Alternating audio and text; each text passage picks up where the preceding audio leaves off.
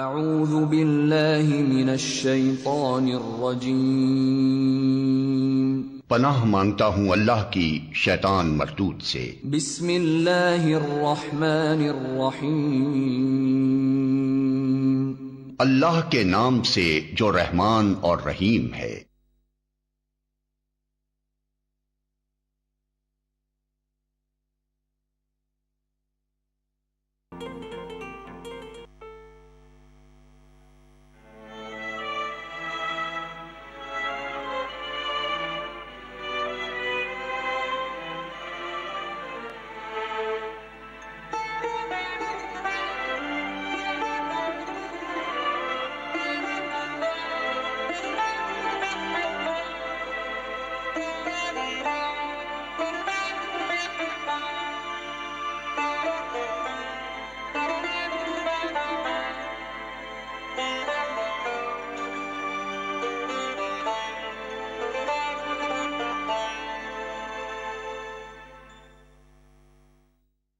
اعوذ باللہ من الشیطان الرجیم، بسم اللہ الرحمن الرحیم۔ معزز ناظرین، السلام علیکم ورحمۃ اللہ وبرکاتہ۔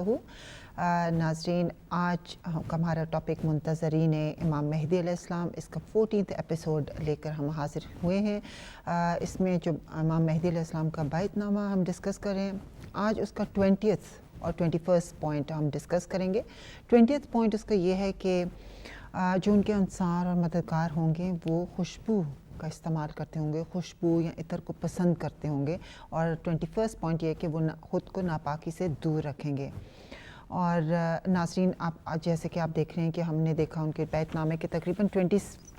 یا 26 پوائنٹس ہیں، اور آلریڈی ہم جو ہے انشاءاللہ آج 21ویں شرائط ہے اس کو ہم آج کور کر لیں گے انشاءاللہ۔ تو غالباً 5 اور شرائط رہ جائیں گی، اور ہمیں اپنا بھی محاسبہ کرنا ہے اور کہ ہم نے اب تک کیا کیا اس بیعت نامے سے سیکھا۔ اور جن کے پاس ابھی تک بیعت نامہ نہیں ہے وہ ہمیں ای میل کر سکتے ہیں، ہم ان کو بیعت نامہ بھیج دیں گے، اور ہم کوشش کریں کہ اس بیعت نامے، کیونکہ ہم نے اتنی زیادہ اس کے بارے میں انفارمیشن حاصل کی ہے، ہم چاہتے ہیں کہ بیعت نامے کو اپنے گھر میں یا کسی ایسی جگہ پہ لگا لیں جہاں پہ روز ہماری اس پہ نظر پڑتی رہے، اور ہمیں وہ تمام پوائنٹس پہ خود بخود یاد آتے رہیں گے جو کہ ہم نے پروگرام میں دیکھیں کہ اس پوائنٹ کے حوالے سے ہم نے یہ، اس شرط کے حوالے سے ہم نے یہ تفصیل جو ہے ڈسکس کی تھی، اور اس چیز کا ہمیں خیال رکھنا ہے، کیونکہ آپ نے بھی اتنی محنت کی، یہ پروگرام دیکھا اور ان پوائنٹس کو غور سے سنا، اور ایک ایفرٹ کریں اور اس سوچ کے ساتھ کہ ہمارا بھی شمار ان کے انصار و مددگاروں میں ہو جائے، تو کوشش ہماری یہ ہونی چاہیے کہ اس کو ہم برقرار رکھیں، بلکہ اس کو اور مضبوط اسی طرح سے کر سکتے ہیں کہ اگر ہماری روز اس بیعت نامے پر نظر پڑتی رہے گی، کیونکہ ہماری یادداشت ہوتی رہے گی کہ ہم نے ان چیزوں کو اپنی زندگی میں اپلائی کرنا ہے، ان چیزوں سے محتاط رہنا ہے، تو انشاءاللہ ضرور ہمارا شمار پھر ان کے امام مہدی علیہ السلام کے انصار و مددگاروں میں ہوگا۔ آج آئیے میں آپ کو تعارف کراؤں، میرے ساتھ موجود ہیں محترمہ سیدہ فرحت حسین صاحبہ۔ السلام علیکم ورحمۃ اللہ وبرکاتہ۔ جیسا کہ آپ بھی جانتی ہیں کہ آج ہم انشاءاللہ بیعت نامے کا 20th اور 21st پوائنٹ ڈسکس کریں گے۔ تو جو 20th پوائنٹ ہے اس میں وہ ہے کہ ان کے مددگار، انصار و مدد کا خوشبو کا استعمال، خوشبو یا عطر کا۔ تو آپ کیا سمجھتی ہیں کہ ہماری زندگی میں کیوں خوشبو کو اتنی، اسلام کیوں خوشبو کو اتنی امپورٹنس دیتا ہے؟ کیونکہ ہمیں بہت سی احادیث ائمہ طاہرین سے ملتی ہیں، اور ایون رسول اللہ خدا صلی اللہ علیہ وسلم کے حوالے سے ہمیں احادیث ملتی ہیں کہ وہ خوشبو کو بہت زیادہ پسند فرماتے تھے۔ تو پہلے تو میں یہ چاہوں گی کہ کیوں اس چیز پہ اتنا ایمفسائز کیا گیا ہے کہ خوشبو کا استعمال ہمیں کرنا چاہیے اپنی زندگی میں؟ جی، بسم اللہ الرحمن الرحیم۔ تمام ناظرین کی خدمت میں اور آپ کی خدمت میں السلام علیکم ورحمۃ اللہ وبرکاتہ۔ جہاں تک خوشبو کے حوالے سے اس کی اہمیت اور اس کی افادیت، اس میں تو کوئی شک و شبے کی گنجائش نہیں ہے کہ اگر دین حق، دین اسلام ہمیں کسی بات کی تاکید کر رہا ہے تو بغیر حکمت کے، بغیر وزڈم کے نہیں ہے، اس کے اندر کوئی نہ کوئی حکمت ایسی پوشیدہ ہے کہ جو کہ ہماری کردار سازی کے لیے اور ہمارے ایمان کو قوی سے قوی تر کرنے کے لیے اور ہماری اظہار بندگی کرنے کے لیے مددگار ثابت ہو۔ تو جتنے بھی احکامات ہیں اللہ کی طرف سے، اس کے اندر ہمارے اپنے فائدے کی اس میں پوشیدہ ہے، یعنی کہ وہ فائدہ کہ جو ہماری اخروی زندگی کے لیے، ہماری آخرت کے لیے مفید ثابت ہو۔ تو اس حوالے سے ظاہر ہے کہ ہر حکم بہت ہی اہمیت رکھتا ہے، اور اگر ہم اس بات پر ایمان رکھیں کہ جو حکم خدا ہم پر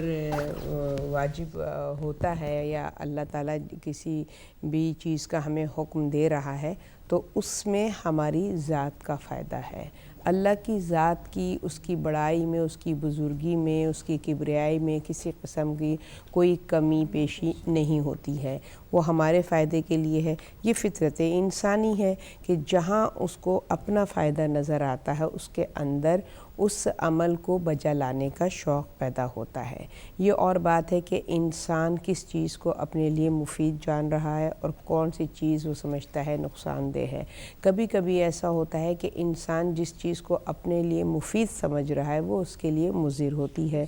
تو اس لیے ہمیں اطاعت اللہ تعالیٰ کو مقدم رکھتے ہوئے اس کے حکم کی تعمیل کرنی چاہیے اور اپنے ایمان کو قوی سے قوی تر بنانا چاہیے، کیونکہ اگر اللہ ہمیں حکم دے رہا ہے، اب کہنے کو اگر اس بات کو میں نے بھی سنا اور ناظرین بھی سن رہے ہیں کہ خوشبو کا لگانا یا خوشبو کتنی اہمیت رکھتی ہے ہماری زندگی میں اور اس کی کیا فضیلت ہے، تو سن کے کچھ اتنا انسان کو وہ نہیں لگ رہا کہ خوشبو کیا چیز ہم میں کیا تبدیلی لا سکتی ہے، خوشبو سے کیا ہمارے عقیدے میں یا ہمارے ایمان میں کمی یا زیادتی ہو سکتی ہے۔ تو اس کی فلسفی کو سمجھنے کی ضرورت ہے۔ سب سے پہلے تو یہ کہ تمام انبیاء کا جو اخلاقی اور پاکیزگی کا جو ایک رویہ ہے، تمام انبیاء کی سنت ہے کہ انہوں نے اپنے لیے خوشبو کو پسند کیا ہے۔ تو اگر ائمہ جو ہیں وہ خوشبو کو اہمیت دے رہے ہیں اس کا، اور انبیاء مرسلین خوشبو کو اہمیت دے رہے ہیں، تو اس کا مطلب ہے کہ بے شک اس سے کوئی نہ کوئی رد عمل ہمارے کردار میں کوئی نہ کوئی اس سے تبدیلی پیدا ہوتی ہے کہ جس کی وجہ سے خوشبو پہ اتنا زور دیا گیا ہے۔ اور احادیث میں بھی ہمیں ملتا ہے کہ رسول خدا صلی اللہ علیہ وسلم اپنے کھانے سے زیادہ، اپنے لباس سے زیادہ خوشبو پر خرچ کیا کرتے تھے۔ اب رہی خوشبو کا کیا کنیکشن ہے انسان کی زندگی میں، تو میرا جو ناقص عقل اور جو مختصر سا علم ہے اس کے حوالے سے جو میری انڈرسٹینڈنگ ہے وہ کچھ اس طریقے سے ہے کہ اللہ تعالیٰ نے خوشبو کو جنت کا ایک عطر ہے، جو کہ جس طرح جنت میں اور اللہ تعالیٰ نے نعمات الہی کو خلق کیا ہے جو ابدی نعمتیں ہیں، اس میں ایک خوشبو بھی ہے، اور وہ خوشبو جو ہے وہ احادیث میں ملتا ہے، جیسے بحار الانوار میں علامہ مجلسی نے تحریر فرمایا ہے کہ جب اللہ تعالیٰ نے حضرت آدم نے جو ترک اولیٰ کیا، اور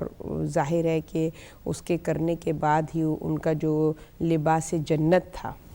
لباس نور تھا، وہ ان کے جسم سے جدا ہو گیا، اور انہوں نے جو ہے ستر پوشی کے لیے جنت کے پتوں کا استعمال کیا ہے۔ تو اس کے بعد جب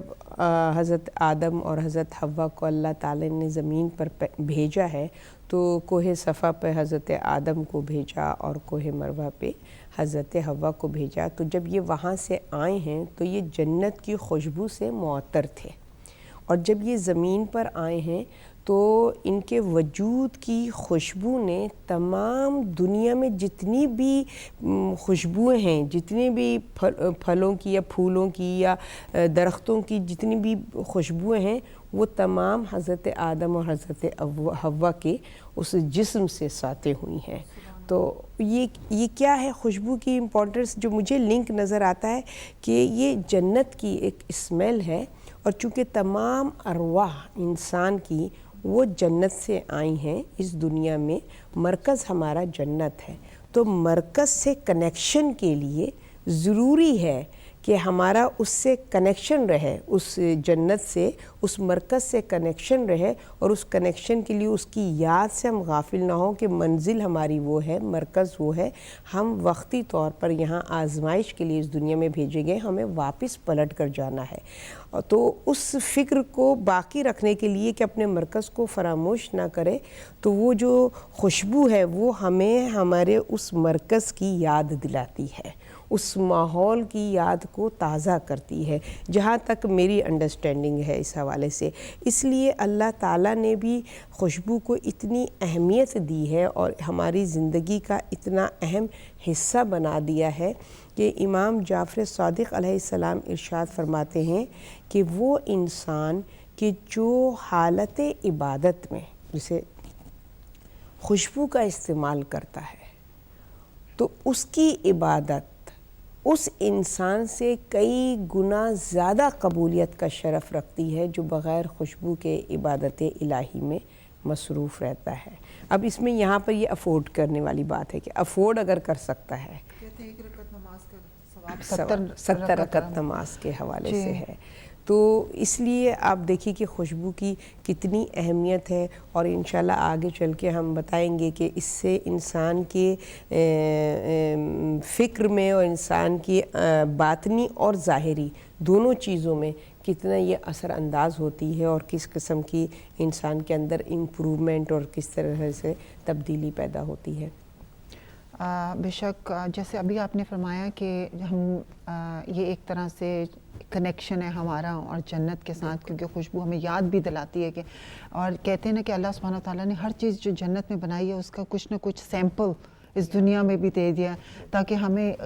یہ احساس رہے کہ اس طرح کی، اس سے بہتر، کئی گنا بہتر کہتے ہیں وہاں پہ چیزیں ہوں گی، لیکن ایک سیمپل کے طور پہ کہ یہ وہ چیز، جیسے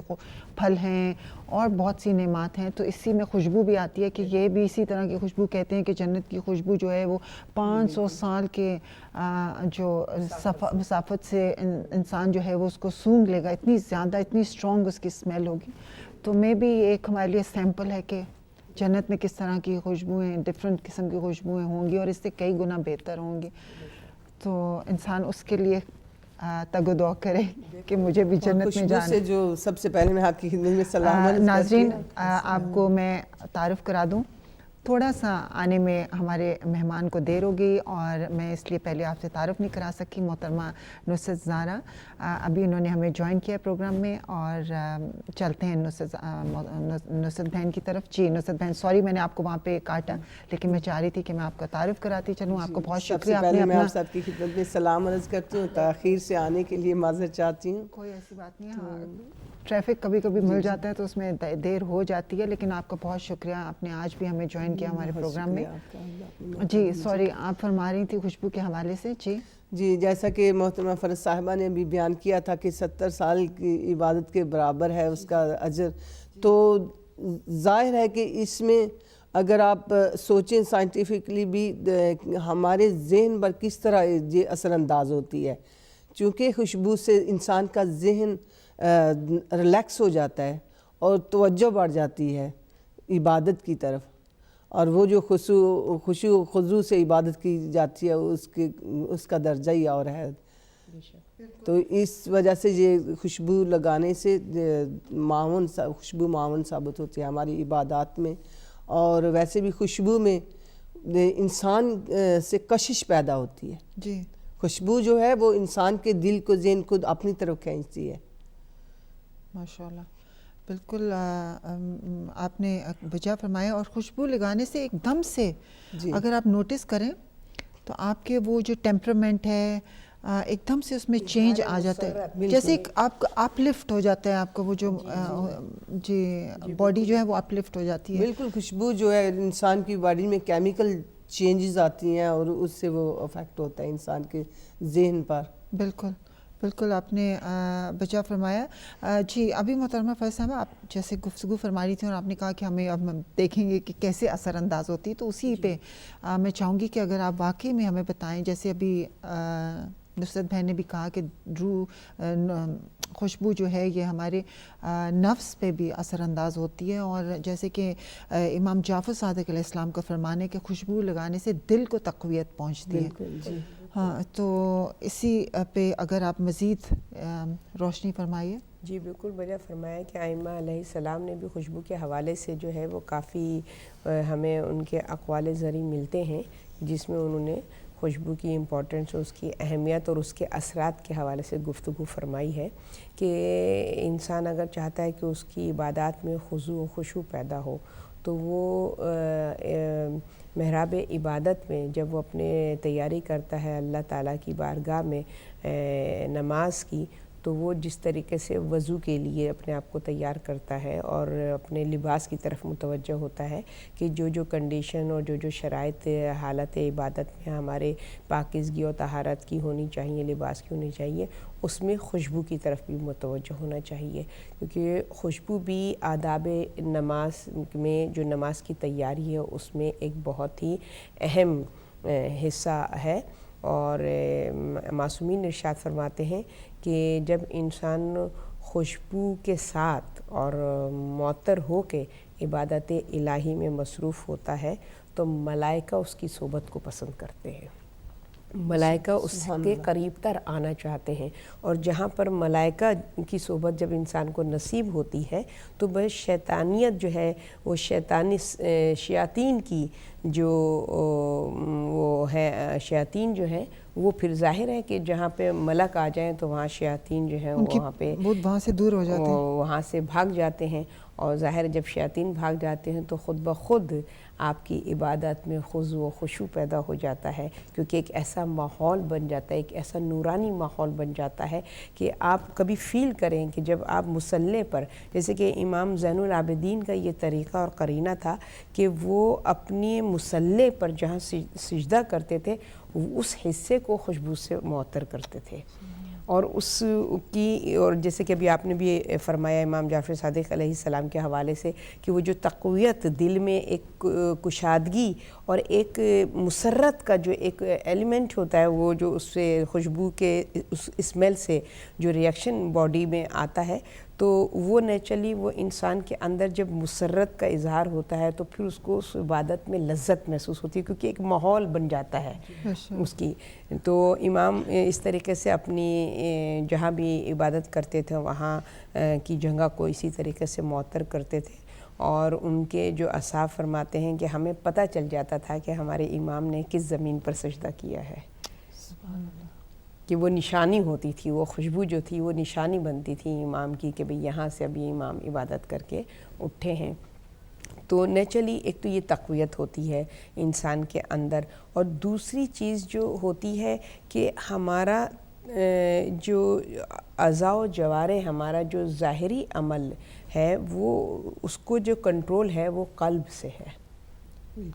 اور خوشبو سے جو قلب کے اندر ریئیکشن پیدا ہوتا ہے، جب وہ اسمیل کرتا ہے انسان عطر کو، اور اس سے جو ریئیکشن پیدا ہوتا ہے اس سے دل کے اندر مسرت آتی ہے، اور وہ دل میں جو ہے کشادگی پیدا ہوتی ہے، اور دل کے اندر جو ہے وہ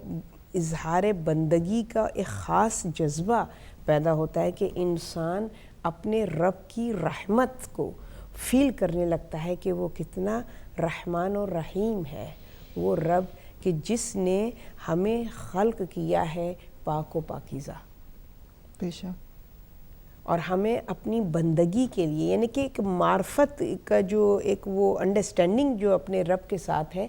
وہ انسان کی شارپ ہو جاتی ہے. تو ظاہر ہے جیسے میں نے ابتدا میں بھی عرض کیا تھا کہ حکم الہی کے ہر حکم میں حکمت پوشیدہ ہے، اور اس میں ہمارا فائدہ ہے، یعنی کہ ہماری بندگی میں اضافے کے لیے ہماری انڈرسٹینڈنگ جو ہے وہ امپروو ہو جائے، ہم اپنے رب کی معرفت حاصل کر لیں، وہ یہ تمام چیزیں اس میں مددگار ثابت ہوتی ہیں. اس میں ایک خوشبو بھی ہے، اور معصومین ارشاد فرماتے ہیں کہ اگر انسان پہلی رمضان کو خوشبو سے اپنے جو غسل ہم لوگ چاند رات کے جو عبادات اور اعمال ہیں رمضان کے، اس میں جب ہم غسل کرتے ہیں، لباس تبدیل کرتے ہیں اور ویلکم کرتے ہیں رمضان کو، چونکہ ابھی رمضان آنے والا ہے تو اس حوالے سے بھی تو جو ویلکم کرتے ہیں تو اس میں جب ہم خوشبو لگاتے ہیں تو معصومین ارشاد فرماتے ہیں، غالباً یہ امام جعفر صادق علیہ السلام کے حوالے ہی سے روایت ہے کہ آپ فرماتے ہیں کہ جب انسان اپنے پہلے رمضان کی ابتدا خوشبو لگا کر عبادات سے کرتا ہے تو اس کے اندر تقوی پیدا ہوتا ہے، جو اصل محاصل ہے روزہ رکھنے کا، کہ روزہ جو ہم پر واجب کیا گیا وہ اس لیے تاکہ ہمارے اندر تقوی پیدا ہو۔ تو جب ہم خوشبو لگا کے اس ماہ رمضان کی جو ہے وہ اس کا استقبال کرتے ہیں تو ہمارے اندر یہ صلاحیت اپنے اندر شوق تقوی پیدا کرنے کی زیادہ ہو جاتی ہے۔ بے شک، کیونکہ خوشبو کے حوالے سے گفتگو ہو رہی ہے تو یہاں پہ ابھی آپ نے جیسے فرمایا کہ عبادت کے وقت اگر ہم خوشبو لگائیں تو اس کا کتنا ثواب ہے اور کتنا ہمیں فائدہ دیتی ہے، ہماری کنسنٹریشن بلڈ اپ ہوتی ہے، بالکل تقویت، دل میں کشادگی پیدا کرتی ہے۔ لیکن ایک اور عام طور پہ جب ہم خوشبو لگائیں اس کے حوالے سے کیا حکم ہے کہ ہمیں عبادت کے علاوہ بھی خوشبو لگا کے رکھنا چاہیے؟ جی دیکھیے، جہاں تک احادیث رسول کا تعلق ہے، خوشبو لگانا سنت رسول ہے، یعنی جو مومن کی نشانیاں ہیں اور جو مومن کی فضیلتیں ہیں اور نیکیاں، اس میں جو ہے وہ خوشبو کا عنصر بھی شامل ہے، کہ جب مومن کی تعریف بیان کی جاتی ہے کہ مومن وہ ہے کہ جو اپنے ہاتھ میں، سیدھے ہاتھ میں عقیق کی انگوٹھی جو ہے وہ زیب تن کرے، اور مومن وہ ہے کہ مرد کے حوالے سے کہ جس کی چہرہ جو ہے وہ داڑھی کے سے جو ہے وہ روشن و منور ہو، یعنی کہ داڑھی کے ذریعے سے اپنے چہرے کو زینت بخشے۔ تو اسی طریقے سے خوشبو کو بھی مومن کی نشانیوں میں سے ایک نشانی کہا گیا ہے، اور اس کے لیے رسول کا قول ہے کہ انسان کوشش یہ کرے کہ روزانہ خوشبو کا استعمال کرے۔ اگر روز خوشبو کا استعمال نہ کر سکے تو ایک دن کے گیپ سے، یعنی آپ دیکھیے کہ کتنا خوشبو کے لیے تاکید کی گئی ہے، وہ آپ کی حیثیت کے حوالے سے ہے کہ آپ کی جو افورڈ نہیں کر سکتے، کم از کم اس کے علاوہ کہا گیا کہ کم از کم ہفتے میں ایک دفعہ روز جمعہ، کیونکہ جمعہ جو ہے یوم عید ہے، اور ظاہر ہے اس کے لیے خاص تاکید کی گئی ہے کہ اگر نہیں ہے تو جمعے کے دن تو ضرور آپ جو ہیں وہ عطر لگائیں اور خوشبو لگائیں۔ مردوں کے لیے یہ ہے کہ وہ جس خوشبو کا استعمال کریں اس کی خوشبو تیز ہونی چاہیے، یعنی کہ لوگوں کو اس خوشبو کو اسمیل کر سکیں، سونگھ سکیں، ان کو محسوس ہو کہ بھی خوشبو لگائی ہے۔ مگر عورت کے لیے یہ تاکید ہے کہ عورت، امام مولا علی علیہ السلام ارشاد فرماتے ہیں کہ عورت پہ لازم ہے کہ اپنے شوہر کے لیے اپنے آپ کو عطر سے معطر رکھے، اپنے شوہر کے لیے، اور اگر وہ عطر لگاتی ہے تو وہ عطر لگائے کہ جس کی خوشبو کم سبک خوشبو ہو، ہلکی اور بھینی خوشبو ہو، کہ جو قریب انسان ہے وہی اس کو محسوس کر سکے، یعنی کہ اس طریقے کے نہ ہو کہ نامحرموں میں عورت جا رہی اور اس کی خوشبو کی طرف نامحرم متوجہ ہو جائے۔ تو عورت کے لیے بھی خوشبو بہت اہم ہے، مگر اس کے لیے یہ ہے کہ وہ عطر استعمال کرے کہ جس کی خوشبو بہت تیز نہ ہو، بہت ہی دھیمی سی خوشبو ہو، بہت ہی بھینی خوشبو ہو، جو کہ وہ خود اسمیل کرے، یا ظاہر ہے کہ شوہر تو جب بیٹھے گا تو اس کی صحبت میں قریب سے قریب تر ہوگا تو وہ اس کو اسمیل کرے، یا خواتین کی گیدرنگ میں وہ جب جاتی ہے تو نیچرلی میلاد ہے، جشن ہے، اس طرح اگر سیگریگیشن کے اس میں جاتی ہے تو وہ اس عطر کو استعمال کرے۔ مگر اگر ایسے مقام پہ ہے کہ جہاں نامحرم بھی کراؤڈ میں ہے تو وہاں پر اس کے لیے یہ ہے کہ وہ خوشبو جو ہے اس کے لیے اس کی اجازت ممنوع ہے کہ وہ نہ، مکروہ کی صورت میں اس کو۔ لیکن اگر کبھی یہ اتفاق ہو جائے، جیسے کہیں فرض کریں کہ ہم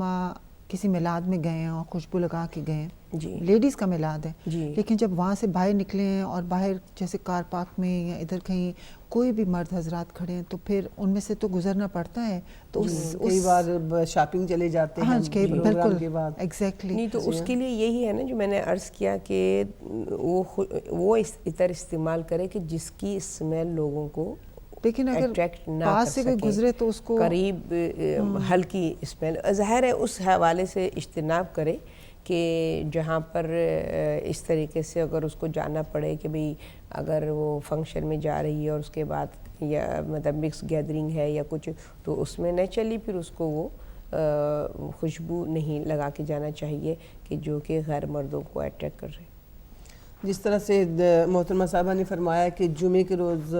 خوشبو لگانے کی تاکید ہے، وہ اسی وجہ سے ہی ہے کہ لوگ ملتے ہیں آپس میں. نماز جمعہ جو باجماعت ہوتی ہے اور چونکہ لوگ آپس میں ملتے ہیں اور ایک دوسرے سے خوشبو آنی چاہیے، بدبو سے ایک دوسرے سے نفرت آتی ہے اور خوشبو جو ہوتی ہے وہ ایک دوسرے کو ایک قریب کرتی ہے. بہت خوبصورت. اسی طرح لیڈیز کی گیدرنگ جو ہوتی ہے میلاد وغیرہ، تو جیسا کہ ہلکی خوشبو ہو تو جب ملیں گے تب دوسرا محسوس کرے گا، گلے ملیں گے، دور سے وہ خوشبو کو محسوس نہیں کر سکے گا. تو اس طرح کی خوشبو اگر لگائی ہوئی ہے تو باہر بھی چلے جائیں تو باہر تو اتنا قریب کسی سے نہیں ہوتا نا انسان. بالکل. تو اگر باہر کوئی ملے، عورت ہی ملے گی آپ کو گلے ملے گی تو وہ ہی محسوس کر سکے گی. تو اس طرح سے اس میں پردہ ہو جائے گا اس کا. ہے نہیں، یہ پوائنٹ آپ کا بہت اچھا ہے کہ واقعی وہ ایک نزدیک کرتی ہے، ایک آپ کے دل ایک دوسرے کے لیے نرمی اور کشش پیدا کرتی ہے. لیکن یہ بھی تاکید کی گئی ہے اور بہت زیادہ تاکہ کسی بھی محفل یا مجلس میں لیڈیز جیسے اس میں جا رہی ہیں تو اپنی خوشبو لگا کے جائیں، کیونکہ بدبو یا آپ کے اندر جو کوکنگ کی بھی اسمیل ہو وہ بھی کہتے ہیں کہ دوسرے کے لیے کبھی کبھی اسٹرانگ ہوتی ہے تو دوسرا جو ہوتا ہے وہ تھوڑا سا پیچھے ہٹ کے بیٹھ جاتا ہے. تو اس چیز میں اس بات کے لیے کہا گیا ہے اسپیشلی کہ محفل یا مجالس میں جائیں تو ہلکی خوشبو لگا کے جائیں، جا کے جب کوئی آپ کے پاس بیٹھے تو اس کے ایک اچھا آپ سے ایک اچھی خوشبو یا اچھا ایک اس کا افیکٹ آپ کی طرف سے اس کو مل رہا ہو. تو ناظرین، ہماری جو لائیو کالز ہیں وہ اوپن ہیں، آپ ہمارے ساتھ پروگرام میں شرکت کر سکتے ہیں. ہمارا ٹیلی فون نمبر اسکرین پر آ رہا ہے اور اس کے ساتھ ساتھ ہماری ای میلز بھی کی فیسلٹی بھی اویلیبل ہے، feedback@hidayat.tv، اور ہمیں آپ ای میل بھی کر سکتے ہیں. ہم آپ کے کال کے منتظر رہیں گے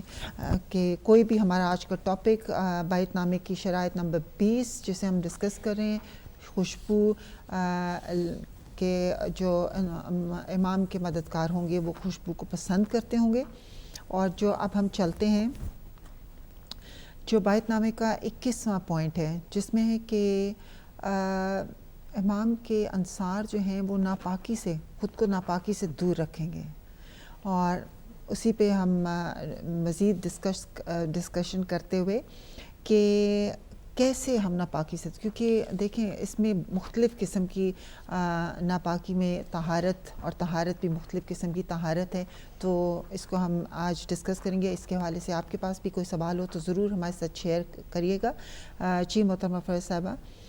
ناپاکی کے حوالے سے جیسے ہم نے دیکھا تو آپ کیا سمجھتی ہیں کہ کون سا کس طرح سے اس سے کیا مراد ہے امام کا کہنے کا کہ ہم خود کو ناپاکی سے دور رکھیں، کس قسم کی ناپاکی؟ جی بہت ہی یہ جو یہ شرط ہے بیت نامے میں امام کی، بہت ہی ہر شرط بہت ہی امپورٹنٹ ہے، غور طلب ہے، اور اس پر ہمیں کاربن ہونا چاہیے اور کوشش یہ کرنی چاہیے کہ جو ہماری آرزو اور خواہش ہے کہ ہم امام کے ناصران و مددگار میں ہمارا شمار ہو تو ہمیں اپنے اندر یہ تبدیلیاں لانی ہوں گی اگر کہ نہیں ہیں ہمارے اندر، اور اپنے اندر یہ خاصیتیں پیدا کرنی ہوں گی. اور اس میں پاکیزگی ظاہر ہے کہ بہت ہی اہم رکن ہے اور اہم شرط ہے. اور پاکیزگی کے حوالے سے میں صرف اتنا عرض کروں گی کہ پہلے تو ہمیں یہ سمجھنے کی ضرورت ہے کہ پاکیزگی کہتے کسے ہیں، پاک چیز کیا ہے، کس چیز کو ہم پاکیزگی، ہمارے اندر جو کانسیپٹ ہے پاکیزگی کا وہ کیا ہے. اس کے لیے ضروری ہے ہم سمجھیں کہ انسان جو ہے وہ مرکب ہے ظاہر اور باطن کا. بے شک. تو اور اسلام نے ظاہر اور باطن دونوں کی طرف توجہ دلائی ہے. صرف یہ نہیں ہے کہ ہم اپنا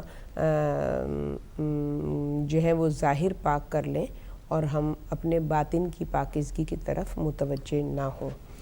یہ ہے کہ انسان جب اپنے ظاہر کو پاک کرتا ہے تو ضروری نہیں ہے کہ اس کا باطن بھی پاک ہو، مگر جب انسان اپنے باطن کی پاکیزگی کی طرف متوجہ ہوتا ہے تو سوال ہی پیدا نہیں ہوتا کہ اس کا ظاہر نجس رہے.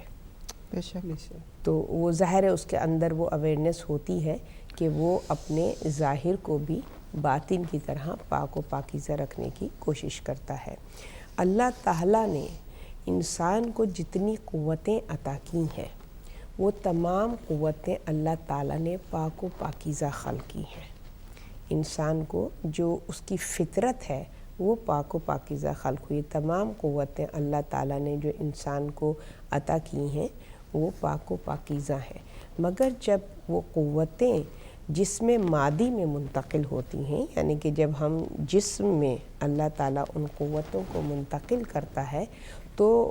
مادے میں آنے کے بعد وہ چیزیں جو ہیں اس کے اندر تصرف صرف اللہ کی ذات کا نہیں رہتا ہے، پھر اس پر جو ہے تصرف شیطان کا بھی آ جاتا ہے. جب مادے کے اندر وہ قوتیں منتقل ہو جاتی ہیں، کیونکہ اللہ تعالیٰ نے پھر وہ اختیار انسان کو دے دیا ہے کہ یہ تم پہ ڈیپینڈ کرتا ہے کہ تم ان قوتوں کو خوشنودی رب کے لیے استعمال کرو یا تم شیطان کے زیر اثر ہو کے اس کے ماتحت ہو کے ان قوتوں کا استعمال کرو. تو جب تک ہمارے ساتھ رؤف بھائی ہیں، ان کو شامل کرتے ہیں. جی السلام علیکم. السلام علیکم. جی وعلیکم السلام. میرا نام عبدالرؤف ہے اور میں جرمنی ہیمبرگ سے کال کر رہا ہوں. جی فرمائیے بھائی.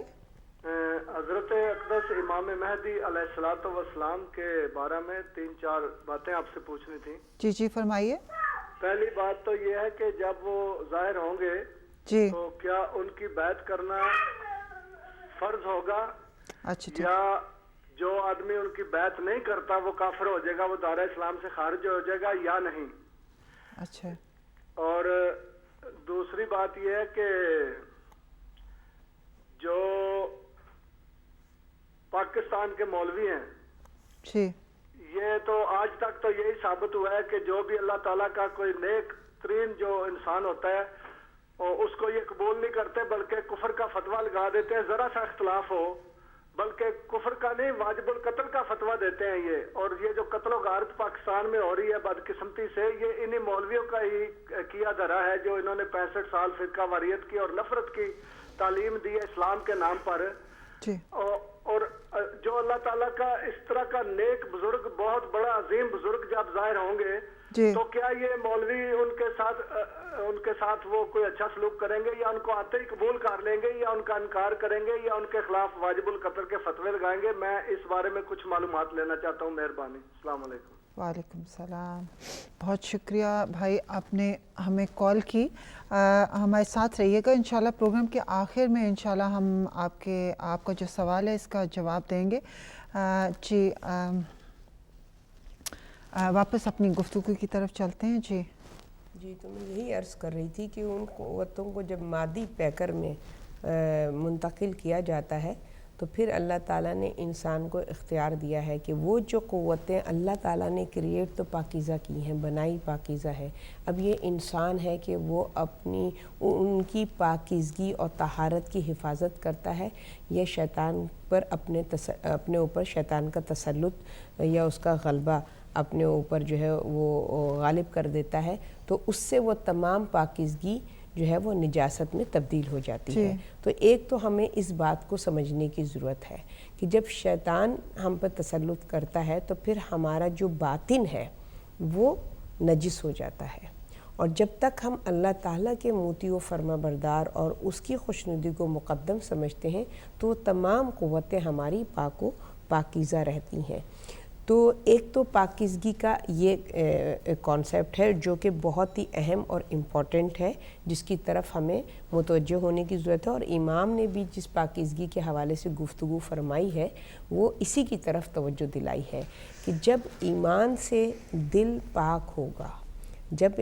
ایمان سے دل پر نور ہوگا تو نیچرلی وہ انسان جو ہے وہ پاکیزہ، اس کی تمام جو اس کے اندر قوتیں ہیں وہ پاکیزہ اور پاک و پاکیزہ ہوں گی، اور وہ نیچرلی ان کی تمام قوتوں کا استعمال وہ اس طریقے سے کرے گا جو اس کے رب سے اس کو قریب تر کرتا چلا جائے۔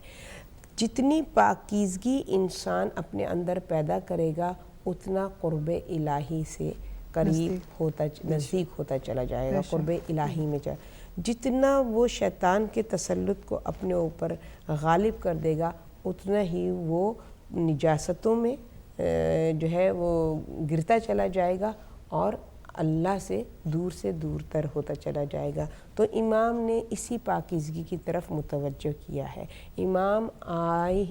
امام کا ظہور ہونے کا مقصد ہی یہی ہے کہ انسان کو حق کی طرف لے کر جائے۔ وہ انسان کہ جو پیدا ہوا ہے حق کے لیے، وہ ان دنیاوی نجاستوں، جو ظاہری نجاستیں یا باطنی نجاستیں، انہوں نے اس کو اس حق سے دور کر دیا ہے، اپنے رب سے دور کر دیا ہے۔ تو وہ ممکن ہی نہیں ہے جب تک انسان پاکیزگی کے فلسفے کو، اس کی فلسفی کو نہیں سمجھے گا، وہ اللہ سے قریب نہیں ہو سکے گا۔ بے شک۔ ہمارے ساتھ لیاقت بھائی ہیں بریڈ فورڈ سے۔ جی السلام علیکم۔ وعلیکم السلام، بہن کیسے ہیں؟ الحمدللہ جی ماشاءاللہ آپ کا موضوع بہت ہی اچھا ہے آج۔ بہت ایک شکریہ۔ چھوٹی سی ریکویسٹ ہے، جب کوئی بھی ویور آپ کو فون کرے اور کچھ مشورہ دے، وہ سن کے آپ چپ ہو جائے تو اس میں بہتر ہے، اگر جواب دے دے تو بھی بہتر ہے۔ مگر کہنے کا مطلب یہ ہے کہ بعض دفعہ آپ نے اتنا اچھا موضوع چنا ہے آج، اسی کے بارے میں بات کرے تو وہ بہتر نہیں ہے۔ مگر بعض دفعہ ایسا ہوگا کوئی نہ کوئی بندہ آپ سے ایسے سوال کرے گا جو موضوع آج چل رہا ہے اس کے مطلب ہے اسی کے مطابق بات ہو تو وہ بہتر ہے، میں یہ سمجھتا ہوں۔ دوسرا یہ ہے کہ آپ کوشش کریں کہ ایسے ایسے پروگرام ایسے کریں جیسے کہ دوپٹہ پہننا کیوں ضروری ہے، اسلامک لباس عورت کے لیے کیوں ضروری ہے، بلکہ یہ ایسے پروگرام رکھے تاکہ جتنے ویوز ہیں ان کو کچھ سبق ملے۔ ٹھیک ہے، بہت شکریہ بھائی۔ ہم انشاءاللہ آپ کی جو فرمائش ہے اس کو بھی اپنی لسٹ میں شامل کر لیں گے۔ جو ہمارا منتھلی ڈسکشن پروگرام ہے انشاءاللہ کوشش کریں گے اس میں آپ کے ٹاپک بھی جی، اور ہمارے آلریڈی ہم نے حجاب پہ جو پروگرام کیے ہوئے ہیں وہ آلریڈی یوٹیوب پہ بھی ہیں، آپ وہ دیکھ بھی سکتے ہیں، اور انشاءاللہ کوشش کریں گے دوبارہ سے اس ٹاپک پہ ہم گفتگو کریں۔ اور دوسرا جو آپ نے فرمایا ہے کہ لوگ اگر کوئی کویسچن کرتا ہے، ہمارے ویورز کویسچن کرتے ہیں کسی بھی حوالے سے، تو ہم وہ ان کا جواب ہم آخر میں دیتے ہیں۔ ہماری کوشش یہی ہوتی ہے کہ جو ٹاپک ہمارا چل رہا ہے ہم اسی پہ گفتگو جاری رکھیں، کیونکہ ایک تسلسل قائم رہے اس گفتگو کا، اور یہ نہ ہو کہ ہماری سوچ جو ہے ادھر ادھر ہو جائے اور پھر ہمیں دوبارہ سے واپس اس ٹاپک پہ آنا پڑے۔ تو کوشش ہماری یہی ہوتی ہے، لیکن وہ لوگ بھی مجبور ہیں، ان کے ذہن میں بھی سوال ہوتے ہیں اور وہ بھی پوچھنا چاہتے ہیں، تو ہم کسی کو ریفیوز تو نہیں کر سکتے، کیونکہ ہر طرح کا ہر کوئی مختلف طریقے سے پروگرام دیکھ کے پھر اس کے مختلف طرح سے سوچ رہا ہوتا ہے۔ لیکن بہت شکریہ آپ کا، پھر بھی ہم شکریہ ادا کرتے ہیں کہ آپ نے اس چیز کو نوٹس لیا، اور باقی صحیح بات ہے کہ اگر ہم بیچ میں ان کے سوالات کے جواب دینے شروع کر دیں تو ہمارا جو ٹاپک ہے اس کا تسلسل واقعی میں جو ہے وہ ٹوٹ جائے گا۔ جی نصرت بہن، آپ کے پاس آتی ہوں، طہارت کے حوالے سے گفتگو ہو رہی ہے،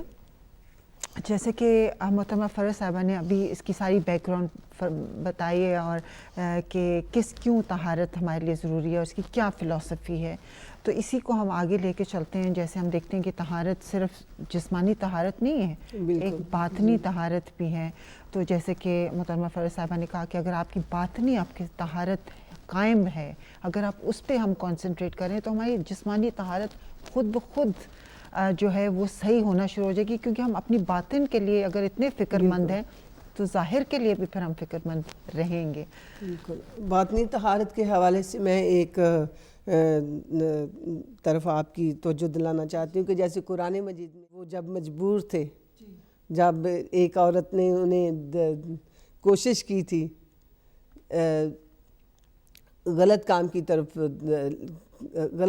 طرف ذہن تھا اس عورت کا، تو انہوں نے اپنی باطنی طہارت کو قائم رکھنے کے، اللہ کے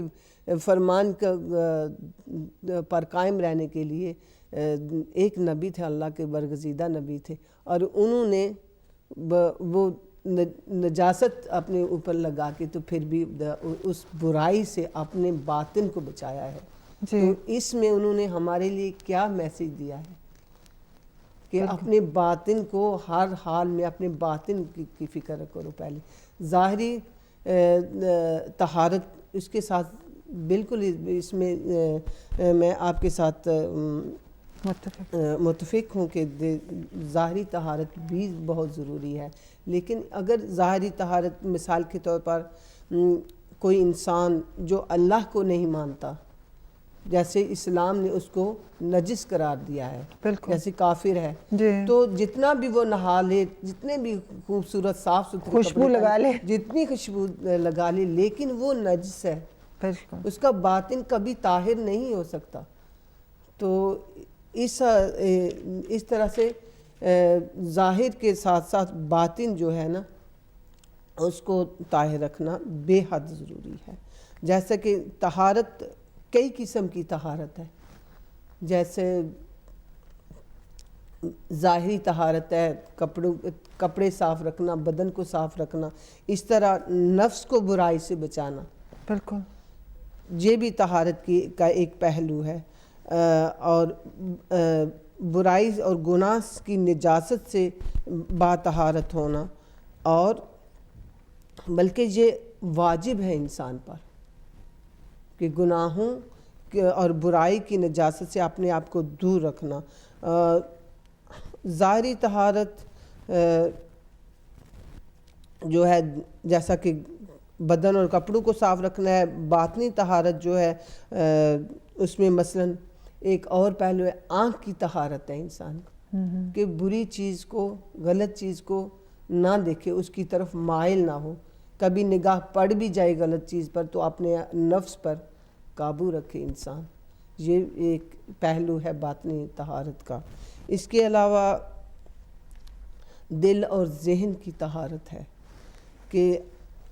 اپنے آپ کو برائی سے بچانا، تقوی اختیار کرنا، خوف خدا رکھنا،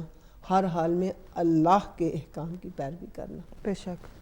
بالکل جیسا کہ حضرت یوسف نے اللہ کے احکام کی پیروی کی ہے، اس پر ترجیح دی ہے۔ جیسے دین کا علم حاصل کرنا اور صدق دل سے اس کے مطابق زندگی گزارنا۔ اگر انہوں نے باطنی طہارت کو جسمانی طہارت پہ امپورٹنس دی ہے، بالکل کہ وہ مجھے کوئی فکر نہیں کہ میں جیسا بھی لگوں، لیکن میرا باطن جو ہے وہ صاف ہونا چاہیے۔ تو اس کے حوالے سے ہم دیکھتے ہیں کہ ہمیں جو ہمارے اندر 5 سینسز ہیں، کہ آپ سمجھتے ہیں ہم سب کی طہارت ضروری ہے۔ دیکھیں سوچ، ہماری نظر، ہمارا سننا، اس کی بھی طہارت ہونی چاہیے۔ زبان سے جو ہم کہہ رہے ہیں، الفاظ ادا کر رہے ہیں، پاک و پاکیزہ الفاظ، ہماری گفتگو کیسی ہونی چاہیے۔ تو کیا آپ سمجھتے ہیں کہ پانچوں جو ہماری سینسز ہیں محترمہ فضا میں، وہ اس میں انوالو ہوتی ہیں کہ پانچوں سینسز جو ہیں ان کی طہارت کا ہمیں خیال رکھنا چاہیے؟ جی بالکل، جو طہارت کا فلسفہ ہے، جیسے کہ نصرت بہن نے بھی ابھی فرمایا کہ امپورٹنٹ جو ہے وہ انسان کا باطن ہے،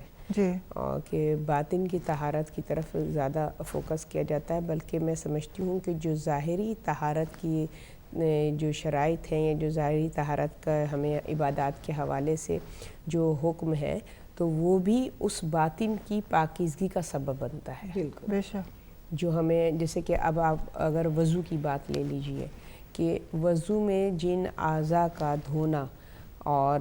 مسح جو ہم پر واجب کیا گیا ہے وضو میں، تو وہ اس کی جو وجہ ہے، ریزن ہے، یا جو لاجک ہمیں ملتی ہے، جیسے علامہ مجلسی نے تہذیب الاسلام میں وضو کے فلسفے کے حوالے سے جو گفتگو فرمائی ہے، تو انسان کا بھی، آپ نے اعضاء و جوارح کی بات کی نا، تو انسان کا جو سب سے زیادہ کس چیز کی طرف فوکس انسان کو کرنا چاہیے، اگر اس پر فوکس کر لے، اس کی طہارت کی طرف اگر انسان فوکس کر لے گا، تو باقی طہارتیں خود بخود اس طہارت کا حصہ بنتی چلی جائیں گی۔ وہ کیا چیز ہے؟ وہ ہے آپ کا قلب، جس کو معصومین فرماتے ہیں یہ ام القرا ہے، کہ اگر آپ کا قلب پاک ہے تو باقی تمام چیزیں اسی سے ریلیٹ ہیں، کیونکہ آپ کا قلب ہے جو کہ حاکمیت رکھتا ہے اور وہ تمام اعضاء و جوارح کو آرڈر دے رہا ہوتا ہے، یعنی آپ کا ظاہر ہے دل کے حوالے ہی سے سارا کنیکشن ہے نا۔ تو قلب کی طہارت، اب آپ دیکھیے کہ ہم جب عبادت کرتے ہیں تو جو ہماری عبادات میں جو واجبات ہے وہ کیا ہے؟ وہ نیت ہے۔ نیت آپ کے قلبی طہارت کی عکاسی کرتی ہے کہ اگر آپ کا قلب پاک ہے تو آپ کی نیت پیور ہوگی، خالص ہوگی۔ نیت کو عبادات الہی میں واجب قرار دیا ہے کہ اگر آپ کی انٹینشن نیت نہیں ہے، آپ نے نیت نہیں کی، عبادت کر لی پوری، تو وہ نیت آپ کی اگر نہیں ہے تو وہ عبادت جو ہے بیکار ہے، اس کے کوئی معنی نہیں ہے۔ تو نیت آئی، اس نے قلب کی طہارت کا اظہار کیا، یعنی کہ اقرار کیا کہ قلب پاک تھا، لہٰذا اس نے نیت کی قربتاً اللہ، قرب الہی، میرے دل میں کچھ نہیں ہے سوائے قرب الہی کے۔ تو وہ اظہار ہے اس قلب کی پاکیزگی کا۔ پھر اس کے بعد جو چہرے کا دھونا ہے، جو واجبات میں جو چیز آتی ہے وہ چہرے کا دھونا ہے اور ہاتھ کا دھونا ہے، اور اس کے بعد سر کا مسح ہے اور پاؤں کا مسح ہے۔ تو اس کی جو لاجک اور ریزن بیان کیا ہے وہ یہی ہے کہ حضرت آدم سے جو ترک اولا ہوا، تو ایک لمحے کے لیے ان کے دل نے جو ہے وہ حکم الہی سے غفلت کا اظہار کیا، جب ہی تو ترک اولا ہوا، تو وہاں نیت کو واجب کر دیا کہ اگر نیت تمہارے اندر دل میں یہ رہے قربتاً اللہ، تو تم کبھی نافرمانی نہیں کرو گے۔ اب یہ نماز ہمیں ایک طریقے سے جو طریقہ پاکیزگی اور طہارت کی ایک ٹریننگ ہے، یہ نہیں ہے کہ صرف نماز کی حد تک نیت ہے، یہ نیت مسلسل، یہ پریکٹس نماز میں ہے، بٹ قربتاً اللہ آپ کی 24 آورز ہر سانس میں قربتاً اللہ آپ کی جو ہے نا وہ آپ کو ایک طریقے سے آپ کو عادی بنا رہی ہے نماز، کہ قرب الہی کی نیت کر کے کہ یہ نہیں ہے کہ صرف مصلی پہ کھڑے ہوئے تو قربتاً اللہ، جو بھی کام کریں خوشنودی ہر سانس میں آپ کے قربتاً اللہ ہو، یعنی کہ ہر لمحے آپ کا قلب اپنی پاکیزگی کا اظہار کرے۔ پھر اس کے بعد ظاہر ہے کہ اس کے بعد جو ہوا وہ ترک اولا جو ان سے ہوا، تو کیا ہوا کہ چہرہ اس طرف گیا بالکل جہاں شیطان نے ان کو ورغلانے کی کوشش کی، لہٰذا چہرے کا رخ خدا کی نافرمانی کی وجہ سے اس طرف ہوا جو کہ ممنوع چیز تھی، جس کو نہیں کھانا تھا، تو چہرے کی طہارت کو جو ہے واجب کر دیا گیا ہے عبادات الہی میں۔ اب یہ چہرے کی طہارت صرف نماز کی حد تک نہیں ہے، اب یہ تمہارا چہرہ ہر اس چیز سے اپنے آپ کو دور رکھے کہ جو اللہ تعالیٰ نے تمہیں ممنوع کی ہوئی ہے، جیسے عورت کی طرف نگاہ کرنا، یہ ہمیں آداب نماز ہمیں پریکٹس کروا رہے ہیں۔ بالکل ان چیزوں سے اس طرف سے اپنے چہرے کو ہٹا لو کہ جس طرف تمہیں دیکھنے کی اجازت نہیں ہے۔ بالکل۔ پھر اس کے بعد پھر وہ ہاتھوں کا دھونا کہ جو ہاتھ بڑھے تھے نافرمانی رب میں، لہٰذا اب جب ہم ہاتھ کو دھو رہے ہیں تو یہ صرف نماز کی حد تک نہیں ہے، ہمارا ہاتھ اپنی زندگی کے 24 آورز میں کسی لمحے بھی اس طرف نہ بڑھے کہ جو چیز ہمارے لیے ممنوع ہے، حرام ہے، یا اللہ تعالیٰ نے جس چیز سے ہم کو منع کیا ہے۔ اور پھر وہ قدم جو اس نافرمانی کی طرف بڑھے ہیں اس کے لیے پاؤں کے مسے کو کیا ہے، تو یہ بھی اس لیے کہ یہ مسا تمہیں ہر وقت یاد دلائے کہ تمہیں اس طرف اپنے قدم کو نہیں بڑھانا ہے کہ جو اللہ تعالیٰ کی نافرمانی، یا آپ کہیں اللہ تعالیٰ کی نافرمانی کا دوسرا لفظ میں چونکہ طہارت موضوع ہے، نجاست کو کہہ دو، بالکل کہ تمہارا نجاست کی طرف قدم بڑھے، تو اس لیے مسا ہے۔ سر پہ انہوں نے جو ہے ایسے ندامت اپنے سر پہ ہاتھ رکھا کہ جب انہوں نے ریئلائز کیا کہ یہ میں نے کیا کیا، ترک اولا مجھ سے سرزد ہو گئی، لہٰذا وہ ہاتھ کہ جن سے برا عمل ہوا تھا وہ جب سر کو انہوں نے ٹچ کیا تو ظاہر ہے کہ اس سر پہ بھی وہ اثر آیا، تو لہٰذا مسا کر کے اس حصے کو بھی تم پاک کرو کہ کبھی بھی تم جو ہے وہ اللہ تعالیٰ کی نافرمانی کی طرف متوجہ نہ ہو سکو۔ بالکل جیسا کہ محترمہ فرز صاحبہ ہم غسل کرتے ہیں، جی اگر واجب غسل نہیں ہے ویسے ہی غسل کرتے ہیں تو جسم تو سارا دھل جاتا ہے، صاف ہو جاتا ہے، لیکن اس کے لیے وضو پھر بھی واجب ہے۔ نماز کے لیے نہانے کے بعد بھی وضو واجب ہے، اور وضو سے ہماری باطنی طہارت بھی ہوتی ہے،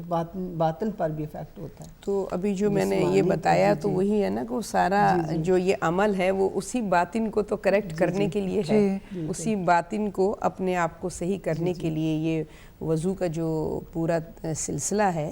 وہ باطنی عضو کو پاک کرنے کا ذریعہ ہے، کہ وہ چیز آپ کو یاد دلاتی ہے کہ ہمیں اپنے باطن کو پاک کرنا ہے، کیونکہ دیکھیے جو چیز چھپی بھی ہوتی ہے نوٹسیبل نہیں ہوتی ہے، جی ہے نا۔ اب ہم کہیں کہ یہ کیا فلسفی ہے، اللہ نے ہاتھوں کو دھونے کا، یہ ظاہر کا، ہمارے پاک ہاتھ ہیں، صاف ہاتھ ہیں، پھر بھی دھونے کا کیوں حکم ہے؟ کیونکہ ظاہر ہمیں فوراً اپنی طرف متوجہ کرتا ہے،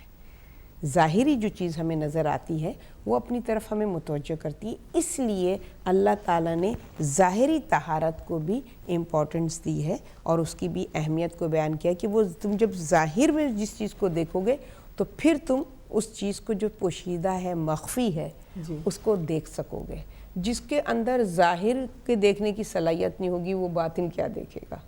بے شک۔ اور ایک اور بھی شرط، سوری میں آپ کی بات کو روکی، جی ایک اور بھی وضو سے پہلے شرط ہے کہ انسان کے بدن کو وضو سے پہلے پاک ہونا چاہیے۔ تو وضو ظاہر ہے صرف باطنی طہارت کے لیے ہے، تو بدن تو پہلے ہی پاک ہونا چاہیے وضو سے۔ طہارت جی وہ تو ہونا چاہیے، لیکن وضو جو ہے نا وہ ہمیں باقی، جیسے کہ محترمہ فرز صاحبہ نے بتایا،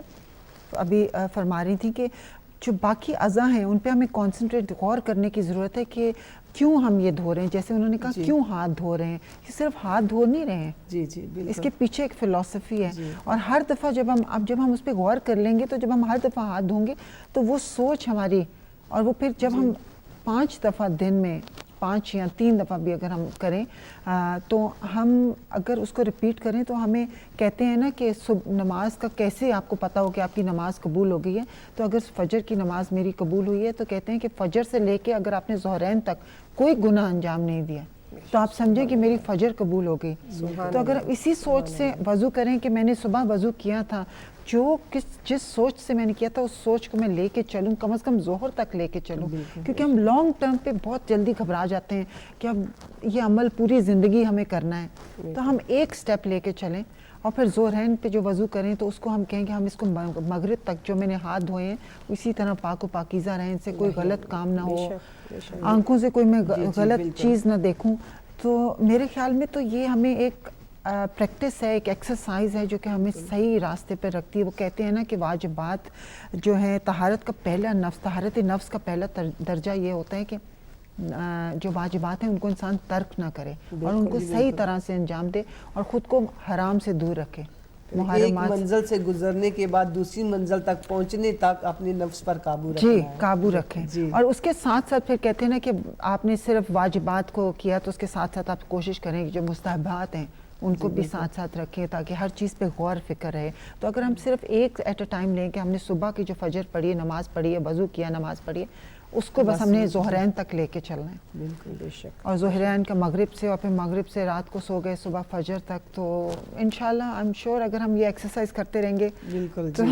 بالکل ضرور اس کی ہمیں اپنے آپ کو بیدار رکھتے ہیں نا 5 وقت میں، اسی لیے نماز ہے نا، بار بار ہمارا نفس جو غافل ہو جاتا ہے اس دنیا میں، جی تو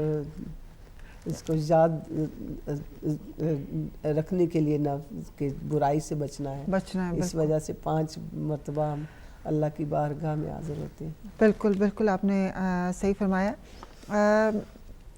آپ کیا کہیں گے محترمہ فرز صاحبہ، جیسے کہ ہم دیکھتے ہیں کہ جتنے بھی مذاہب ہیں اگر ان میں دیکھا جائے تو اسلام نے سب سے زیادہ طہارت پہ زور دیا ہے، بے شک۔ کیوں؟ ایک تو ہم سمجھتے ہیں نا کیونکہ ہمارا تاکہ باطن جو ہے وہ بھی پاک ہو جائے اور ظاہر بھی، اور اس کے علاوہ بھی آپ کچھ سمجھتے ہیں کہ اس کی وجہ ہے؟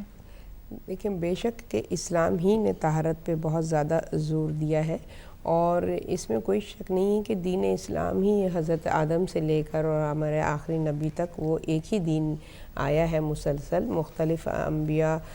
جو ہیں اس میں رسول رہے ہیں، پیغمبر رہے ہیں، انہوں نے پیغام حق دیا ہے، مگر جو فلاسفی ہے اور جو میسیج ہے وہ ڈے ون سے ایک ہی ہے. تو دین حق ہمیشہ سے طہارت پہ زور دیا گیا ہے. یہ جو ہم اور مذاہب کے مقابلے میں ہم دین اسلام کے حوالے سے کہتے ہیں کہ اس پہ زیادہ زور ہے، وہ اس لیے کہ اور جو مذاہب ہیں وہ اپنی اوریجنل شکل میں نہیں ہیں، یعنی کہ ہے تو دین ہی ایک ہی دین ہے کہ جو آیا ہے ابتدا سے آخر تک، مگر وہ اصلی شکل میں نہیں. اس میں لوگوں نے اپنی اپنی انڈرسٹینڈنگ کے حوالے سے اس میں چینجنگز پیدا کی ہیں. تو باقی ادیان جو ہیں وہ انسانوں کے بنائے ہوئے ادیان ہیں. تو نیچرلی اب فرق تو نظر آئے گا نا. جو ایک دین جس نے جو رب نے بنایا ہے، جو اللہ کل شیء قدیر ہے، جو اعلیٰ ہے، جو اکبر ہے، وہ اس نے جو دین بنایا ہے، اور جو انسان نے جو ادیان بنائے ہیں اس میں تو فرق ظاہر ہوگا. وہ بابرکت پاک و پاکیزہ ذات، وہ جو بھی کریٹ کرے گا، جو بھی بنائے گا، پاک و پاکیزہ ہی اس کے ہاتھوں سے جو کچھ بنے گا پاک و پاکیزہ بنے گا. اللہ تعالیٰ فرماتا ہے کہ میں نے جو کچھ خلق کیا ہے وہ پاک و پاکیزہ ہے. جیسے سورہ فرقان میں اللہ تعالیٰ ارشاد فرماتا ہے کہ وہی ہے کہ جس نے ہواؤں کو رحمت کی بشارت دینے کے لیے بھیجا ہے، کہ جو اللہ تعالیٰ کی رحمت کی بشارت دیتے ہیں. اور اس کی بشارت، اس کی رحمتوں میں سے ایک رحمت وہ آسمان سے برستا پانی ہے، کہ جس کا اللہ تعالیٰ خود ارشاد فرمایا ہے کہ میں نے اس پاک و پاکیزہ پانی کو برسایا، آسمانوں سے برسایا ہے. پھر سورہ انبیاء میں اللہ تعالیٰ ارشاد فرما رہا ہے کہ ہر زندہ چیز کو میں نے پانی سے بنایا ہے. یعنی اس کی تخلیق پاک و پاکیزہ ہے. اس نے جو کچھ بنایا طیب و طاہر بنایا ہے. وہ چاہتا ہے کہ ہر چیز ایز اٹ از رہے، کہ جیسی اس کی اوریجنلٹی ہے، جو اس کی فطرت ہے. فطرت میں انسان کی طہارت ہے. انسان اس کے اندر نجاست کی آمیزش کر کے اپنی اس پاکیزگی اور طہارت کو زائل کر دیتا ہے. ورنہ اللہ تعالیٰ نے ہر انسان کو طاہر خلق کیا ہے، پاک و پاکیزہ بنایا ہے. یہ ہمارے بلیوز اور ہمارے انڈرسٹینڈنگ اور ہمارے اعمال ہیں کہ جو اس پاکیزگی کو نجاست میں تبدیل کر دیتے ہیں، جس کی وجہ سے اللہ تعالیٰ نے دین حق میں طہارت کے چیپٹر کو اتنا اہمیت دی ہے، اتنا انفسائز کیا ہے کہ ہر عمل سے پہلے جو فرسٹ سٹیپ ہے تمہارے کسی بھی عمل کا، وہ طہارت ہے. اس کی ابتدا، کیونکہ تمہاری فطرت عین طہارت ہے. لہٰذا اپنے آپ کو ہمیشہ پاک و پاکیزہ رکھو، جو کہ تمہاری حقیقت ہے، تمہاری اصل ہے. جب تم اپنے اصل سے دور ہو جاؤ گے تو سوائے غرق ہونے کے، سوائے فنا ہونے کے، اور تمہارے مقدر میں کچھ بھی نہیں ہے. بے شک. سارا بہن ہے پاکستان سے. جی السلام علیکم. جی مجھے یہ عالمہ ہیں یہاں پہ تشریف فرما جی، ان سے مجھے بات کرنی ہے اور سوال کا جواب ابھی چاہیے. میں بہت پریشان ہوں. مجھے صرف یہی پوچھنا ہے ان سے کہ یہ جو لوگ بندش لگا دیتے ہیں، سنتے ہیں کہ رکاوٹ لگا دیتے ہیں کاموں میں، شادی میں، کاروبار میں، کیا ایسا ممکن ہے کہ کچھ لوگ شیطان سے مدد لے کے ہمارے کاموں میں رکاوٹ ڈال دیتے ہیں؟ تو پھر اگر مجھے یہ شک ہے کہ میرے پہ کسی نے یہ مسئلہ لیا ہے تو اس کا کیا حل ہے؟ اوکے جی، بہت شکریہ. اگر وہ چاہ رہی ہیں کہ ان کا سوال کا جواب وہی ہو جائے گا کہ پھر ہماری گفتگو کا تسلسل ابھی ہم پہلے کہہ رہے تھے، لیکن وہ شاید کافی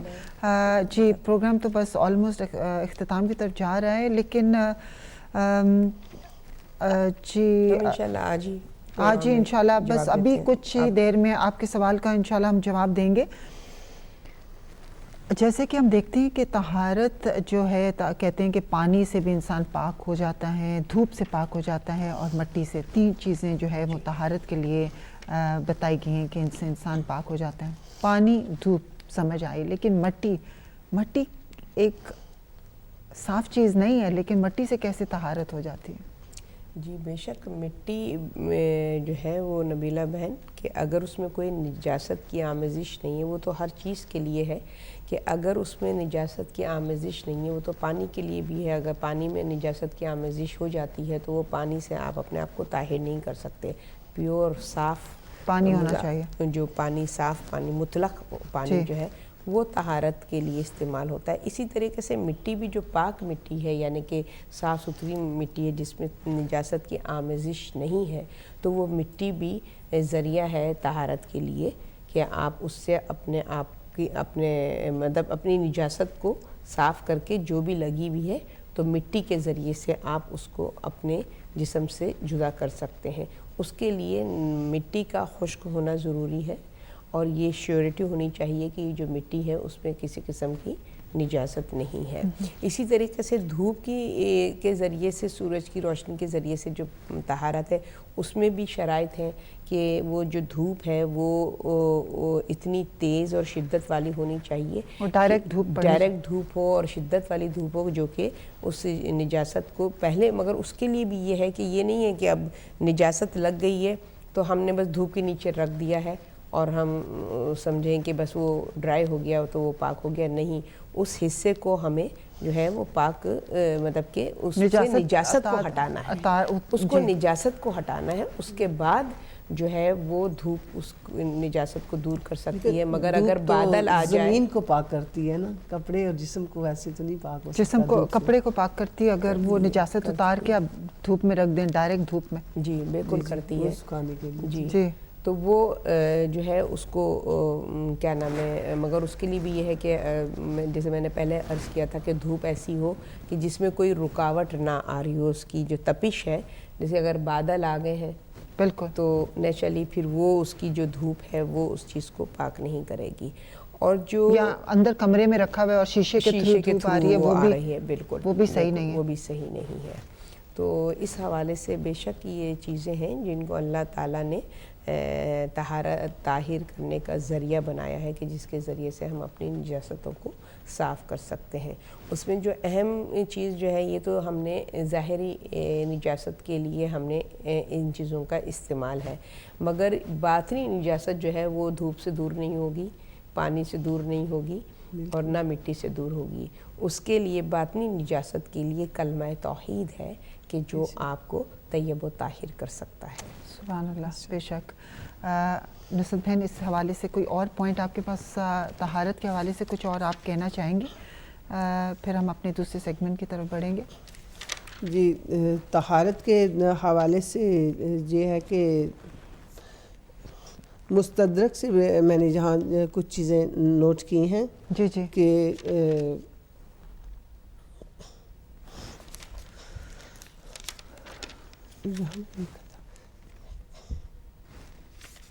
جی طہارت جو ہے مومن کے لیے شیطان سے بچنے کے لیے ڈیفنس ہے کہ جب انسان وضو میں ہوتا ہے تو شیطان کا غلبہ انسان پر نہیں ہو پاتا. اور اس کے علاوہ عبادت کی طرف طہارت جو ہے عبادت کی طرف ذہن کو راغب کرتی ہے. زندگی طہارت سے طویل ہوتی ہے. جو لوگ اپنے آپ کو طہارت میں رکھتے ہیں اور عبادت میں مشغول رہتے ہیں، یہ میرا ذاتی تجربہ بھی ہے. ہمارے ایک رشتہ دار کہ وہ 100 سال کی تھی میری نانی اماں الحمدللہ، اور صحت ان کی ماشاءاللہ برقرار تھی الحمدللہ، اور وہ ہمیشہ سحری کے وقت اٹھ کر غسل کیا کرتی تھی، چاہے سردیاں ہوں چاہے گرمیاں ہوں. تو بے شمار ایک اور اس کا فائدہ ہے کہ بے شمار بیماریوں سے انسان بچ جاتا ہے، چونکہ گندگی میں کافی جراثیم انسان کے ساتھ ہوتے ہیں، گندگی میں جو ہوتے ہیں تو ان سے بیماری پیدا ہوتی ہے. تو اگر انسان اپنے آپ کو صاف طاہر رکھے تو کافی بیماریوں سے بچ سکتا ہے. مال اور عزت میں اضافہ ہوتا ہے طہارت سے. جس طرح سے انسان کسی کو صاف دیکھے طاہر دیکھے تو قدرتی اس کی عزت ذہن میں بڑھتی ہے. طہارت میں انسان کا دل خوش رہتا ہے اور ذہن اجاگر ہوتا ہے. وضو ایمان کا آدھا حصہ ہے اور وصال شیعہ میں ہے کہ مومن جب تک وضو میں رہتا ہے اسے تعقیبات کا ثواب ملتا ہے۔ اور ایک اور حدیث ہے، جس کو طہارت کی حالت میں موت آئے وہ انسان شہادت کے درجے پر فائز ہوتا ہے۔ بے شک۔ اور اس کے علاوہ ایک اور حدیث ہے، جو انسان وضو کی حالت میں سو جاتا ہے اسے رات بھر کی عبادت کا ثواب ملتا ہے۔ بے شک۔ جو شخص وضو کی حالت میں سوتا ہے اس کا بستر پر سونا ایسا ہے جیسا کہ وہ رات بھر مسجد میں عبادت میں مشغول رہا ہو۔ جی اسی حوالے سے محترمہ فیض صاحبہ میں پوچھنا چاہوں گی، میں نے بھی سنا ہے کہ جو لوگ طہارت کو امپورٹنس نہیں دیتے، اتنی زیادہ اپنے آپ کو اتنا صفائی پسند نہیں ہوتے، اور کہتے ہیں کہ قبر میں ان کو عذاب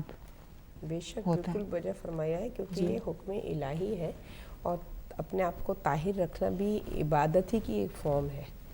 کہ جو انسان اپنے آپ کو طیب و طاہر رکھتا ہے، پاک و پاکیزہ رکھنے کی حتی الامکان کوشش کرتا ہے، تو ظاہر ہے خدا کا مطیع و فرما بردار بن کے زندگی بسر کر رہا ہے۔ اور جو طہارت کی طرف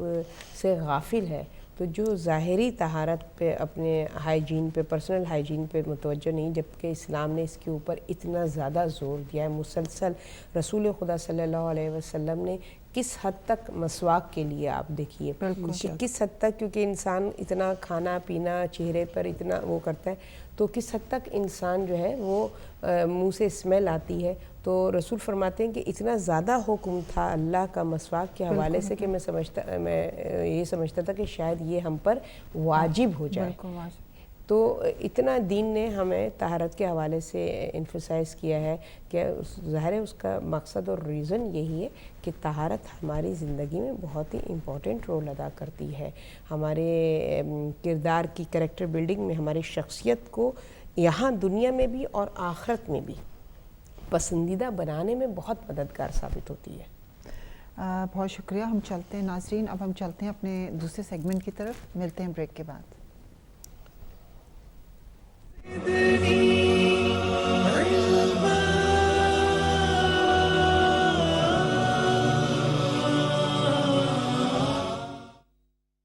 السلام علیکم معزز ناظرین، میں سمجھتی ہوں فیوریٹ سیگمنٹ ہے رب زدنی علما، میرا تو بہت ہی فیوریٹ ہے، اور مجھے بہت مزہ آتا ہے کتاب کے حوالے سے گفتگو کرتے ہوئے، اور بہت ہمارے علم میں اضافہ ہوتا ہے۔ یہ کتابیں ہمارے لیے یقین جانیے کہ بہت بڑی نعمت ہیں کہ ہم گھر بیٹھے جو ہیں وہ اس سے استفادہ حاصل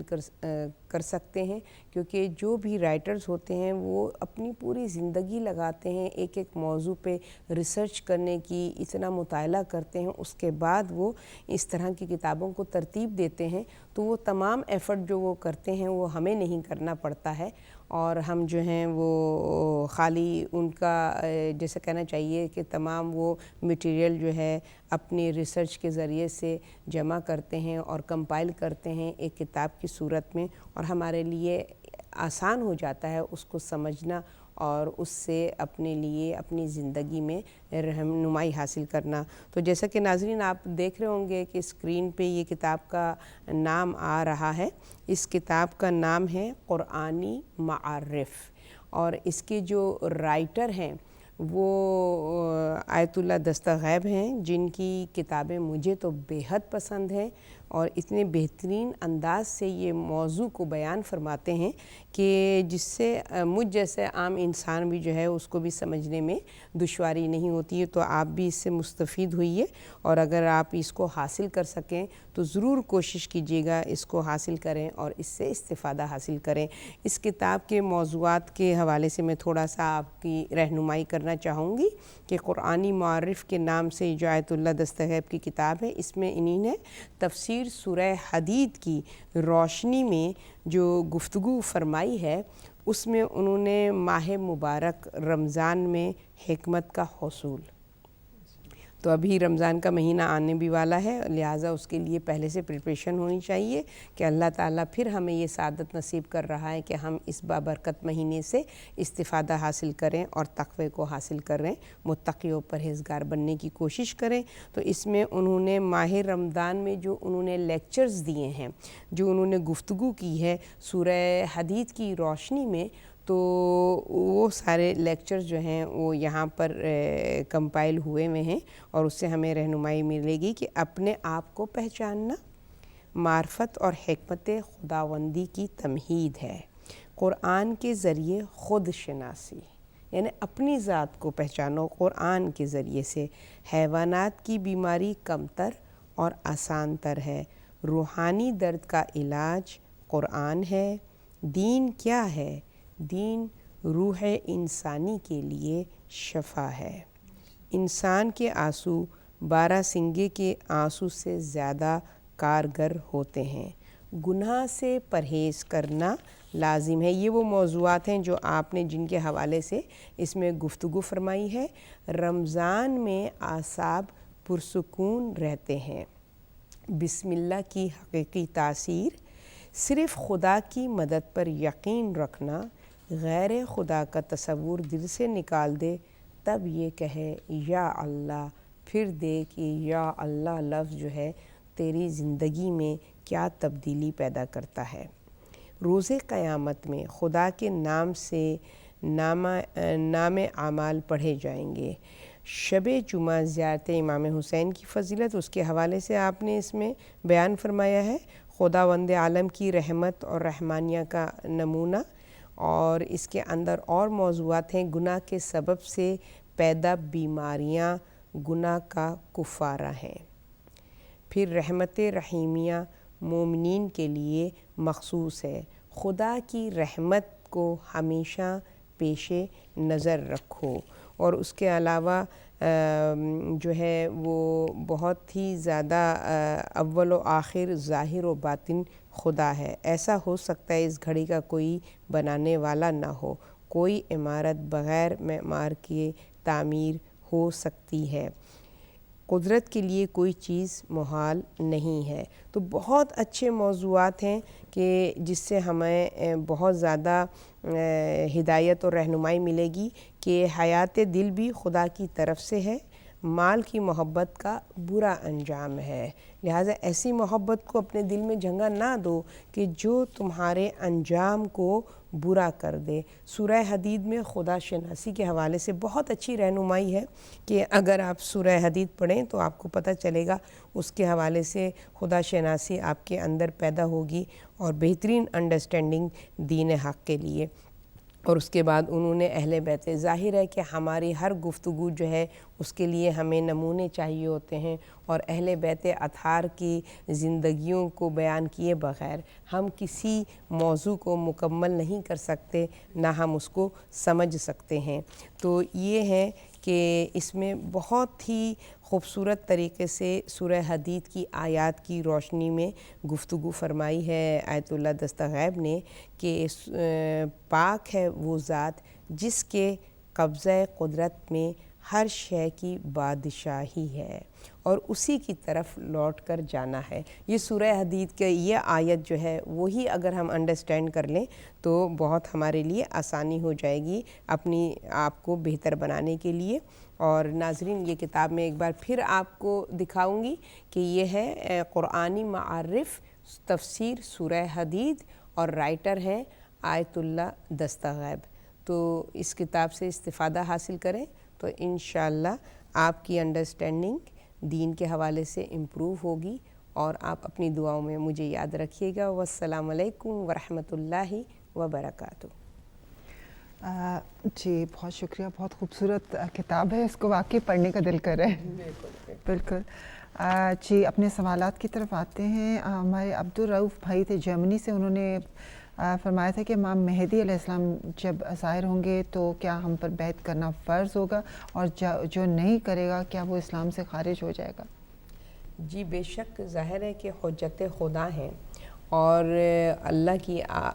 جو آخری حجت ہے کہ جس کے ہاتھوں سے اللہ تعالیٰ دین حق کا بول بالا کرے گا، جو الحق و زحق الباطل ان الباطل کان زہوقا، اور جب وہ آ جائیں گے تو عدل و انصاف سے دنیا پر ہو جائے گی، تو ہر انسان پر واجب ہوگا کہ وہ ان کی بیعت کرے اور ان کی اس امامت کو اور اس کو قبول کرے تو اس کا اپنا فائدہ ہے، نہیں کرے گا تو ظاہر ہے کہ پھر اس کا انجام جو ہے وہ عذاب جہنم کے علاوہ اور کچھ نہیں ہے۔ تو ہر انسان پہ فرض ہے کہ وہ ان کے ہاتھوں پہ بیٹھ کر، بالخصوص مسلمان۔ مگر روایتوں میں ہمیں یہ ملتا ہے کہ افسوس اس بات کا ہے کہ ہم جیسے لوگ کہ جو کہ امام کے ظہور کے سب سے زیادہ منتظر ہیں، مگر چونکہ ہم نے اپنے اندر جو کانسیپٹ امام کی جو ایک تصویر اور ایک ان کا جو شخصیت اپنے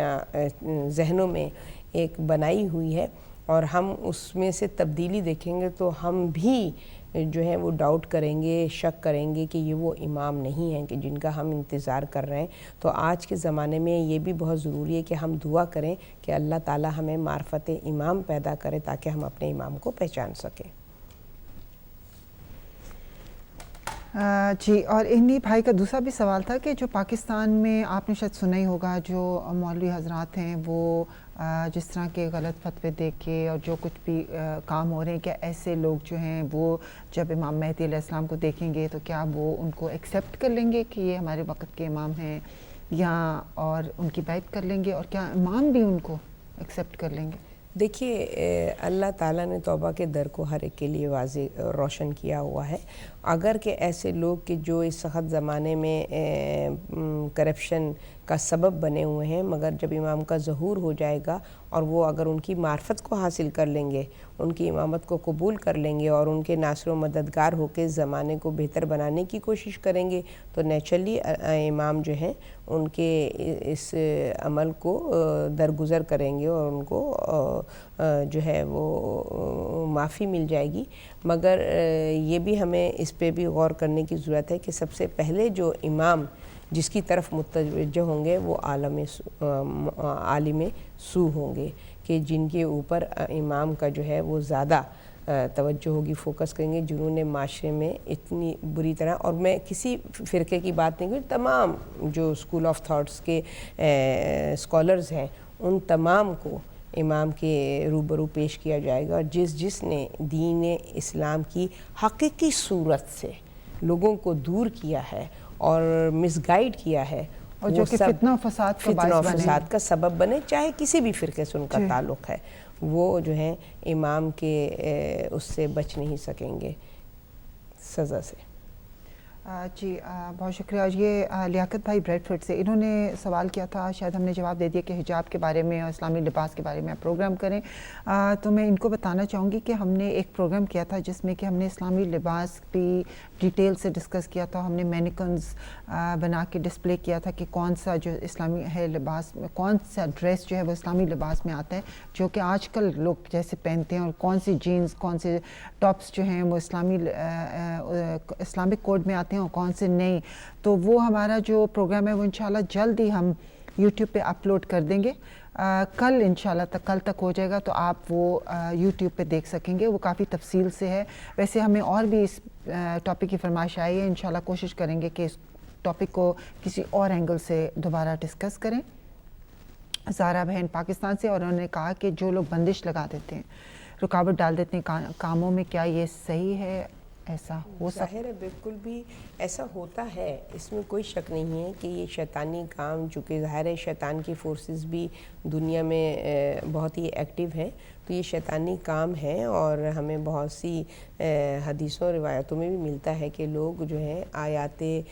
قرآنی کو اپنے ذاتی مفاد کے لیے غلط طریقے سے استعمال کرتے ہیں اور گناہ کا ارتکاب کرتے ہیں۔ ان کی سزا ان کے لیے شدید سزا ہے، اور یہ بے شک ہے کہ یہ بندشیں ہیں، ان کا وجود ہے، مگر کوئی چیز، کوئی شے ایسی نہیں ہے کلام الہی میں کہ جو ان شیطانی فورسز کا مقابلہ کرنے کی صلاحیت نہ رکھتی ہو۔ اس کے لیے ہمارا عقیدہ، ہمارا ایمان اسٹرانگ ہونا چاہیے، ہمیں اپنے رب حقیقی پر یقین کامل ہونا چاہیے۔ اپنے کردار کو بہتر بنانے کی ضرورت ہے. ہمیں صوم و صلات کا پابند ہونا چاہیے, ہر ان اعمال کو بجا لانا چاہیے جو ہمیں پروٹیکٹ کر سکیں ان شیطانی فورسز کو ہمارے اوپر حاوی ہونے سے. ہمیں اس بات کی طرف بھی متوجہ ہونا چاہیے. ہم چاہتے ہیں بتا سکیں کون سے اعمال جیسے جی دیکھیں نا, ایک تو 5 وقت کی نماز, دوسری جیسے آپ نے فرمایا تھا کہ وضو جو ہے وہ انسان جب اپنے آپ کو پاکیزہ رکھتا ہے, مسلسل پاکیزگی اور طہارت میں رہتا ہے, تو کوئی شیطانی فورس آپ کے قریب نہیں آتی, آپ کو پروٹیکشن مل جاتی ہے ان تمام ایول فورسز سے. تو یہ اس طریقے سے رکھیں. اور عمل خیر جتنا آپ کر سکتے ہیں کہ جس سے اللہ تعالیٰ آپ کے گھر میں اور آپ کے افراد کو ایک خاص قسم کی پروٹیکشن عطا کر دے کہ دنیا چاہے بھی تو آپ کے ساتھ کوئی برا نہ کر سکے. اس کے علاوہ کلام الہی ایک بہترین قلعہ ہے بے شک جو ہم کو ان تمام شیطانی چیزوں سے محفوظ رکھ سکتا ہے. تو چاروں قول جو ہیں وہ ان کی تلاوت مسلسل کریں. آیت الکرسی ہے کہ جس کا جو آپ کے حصار آپ باندھ دیتے ہیں تو آپ ایک قلعے کی طرح وہ آپ کے ارد گرد ہو جاتا ہے. دوسرے سورہ جن ہے کہ جس کے پڑھنے سے آپ جو ہے ان شیطانی فورسز سے اپنے آپ کو پروٹیکٹ کر سکتے ہیں. سورہ موعظتین. لیکن اس کے علاوہ یہ بھی تو ہے کئی دفعہ ویسے انسان شیطان جو ہے انسان کے دل میں وسوسے ڈالتا ہے. جب انسان کسی لوگ ہوتے ہیں کسی مشکل میں گرفتار ہوتے ہیں تو ویسے ہی کہتے ہیں شیطان جو ہے وسوسے ڈالتا ہے کہ کسی نے یہ بندش لگائی ہوئی ہے, اس وجہ سے یہ میرا کام نہیں ہو رہا, اس وجہ سے کوئی بیمار ہے تو اس کو شفا نہیں ہو رہی. تو یا کبھی کبھی یہ بھی ہوتا ہے کہ ہمارا کوئی ایسا گناہ ہوتا ہے جو کہ ہمارے راہ میں خود ہی رکاوٹ بن جاتا ہے اور پھر ہم سمجھتے ہیں کہ یہ کسی قسم کی بندش ہے. کئی وجوہات ہو سکتی ہیں. انہوں نے چونکہ بندش کے حوالے سے گفتگو فرمائی تھی تو میں نے اس نہیں ویسے جی بالکل. تو آخری سوال کی طرح ہمارے ای میل ہے تعظیم فاطمہ بہنیں یونائٹڈ عرب امارات سے. انہوں نے لکھا ہے کہ آپ کا پروگرام بہت اچھا ہے اور کیا بتا سکیں گی کہ ہمیں امام زمانہ کی فیملی کے بارے میں کہ کیا ان کی شادی ہوئی ہے؟ دیکھیے اس حوالے سے میرے تو علم میں نہیں ہے نہ. میں پھر بھی یہی کہوں گی کہ میرا بہت ہی قلیل مطالعہ ہے, لہٰذا کوئی حتمی بات میں نہیں کر سکتی. مگر جتنی بھی امام مہدی کے حوالے سے ہمیں انفارمیشن ملتی ہے ان کی حالات زندگی کے حوالے سے, تو میں کسی ایسی روایت میری نظر سے نہیں گزری ہے کہ. اور میں بہت ہی مجھے اس بات پہ بھی ہوتا ہے کہ یہ جو جستجو ہے نا کہ بجائے اس کے کہ ہم امام کے بارے میں یہ سوچیں کہ وہ ان کی شادی ہوئی ہے, وہ کہاں رہ رہے ہیں, کتنے بچے ہیں, اس سے علماء دین کہتے ہیں کہ اس سے آپ کیا گین کر رہے ہیں,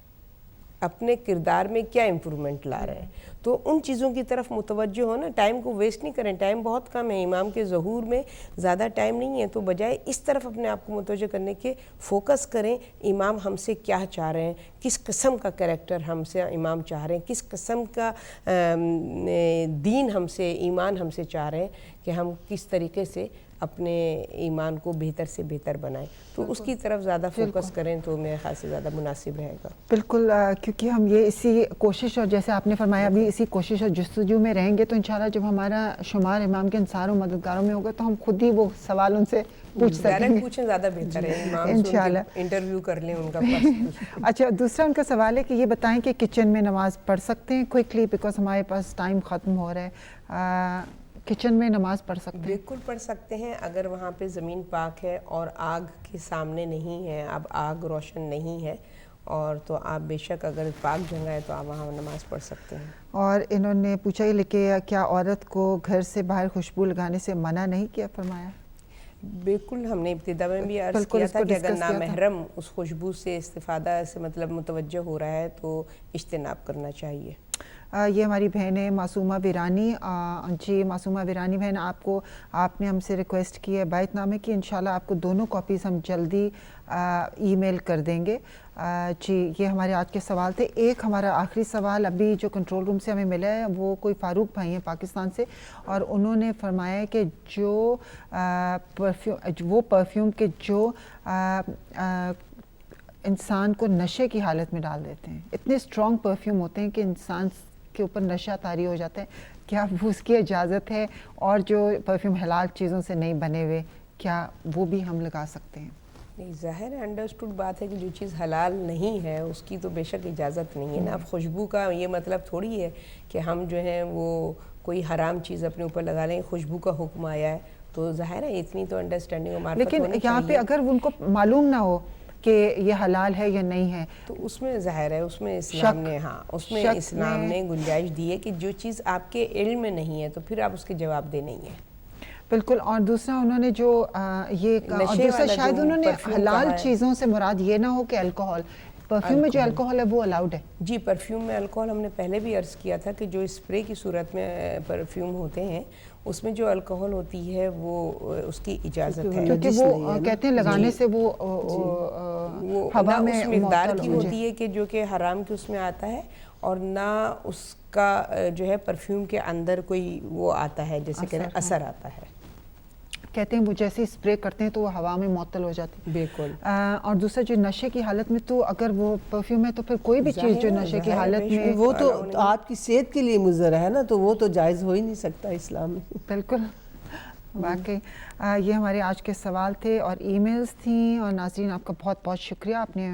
ہمارا پروگرام دیکھا ہمارے ساتھ، خصوصاً وہ ہمارے ویورز جنہوں نے کہ ہمارے ساتھ ای میلز فون کالز کے ذریعے پروگرام میں شرکت فرمائی. بہت شکریہ، جزاکم اللہ خیر. اور ناظرین بس آج کا پروگرام جو ہے وہ اختتام کو پہنچ چکا ہے، بلکہ ہم ٹائم سے اوپر چلے گئے. تو بس میں چاہوں گی کہ ہم آپ سب مل کے دعائے معرفت کے ساتھ اپنے اس پروگرام کا اختتام فرمائیں. جی آپ بھی ہمارے ساتھ شرکت فرمائیے گا. بسم اللہ الرحمن الرحیم. اللہم عرفنی نفسک فإنک ان لم تعرفنی نفسک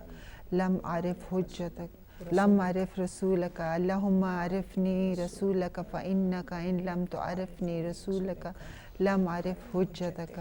اللہم عرفنی حجتک فإنک ان لم تعرفنی حجتک ضللت عن دینی. اللہم صلی علی محمد وآل محمد عجل فرجهم.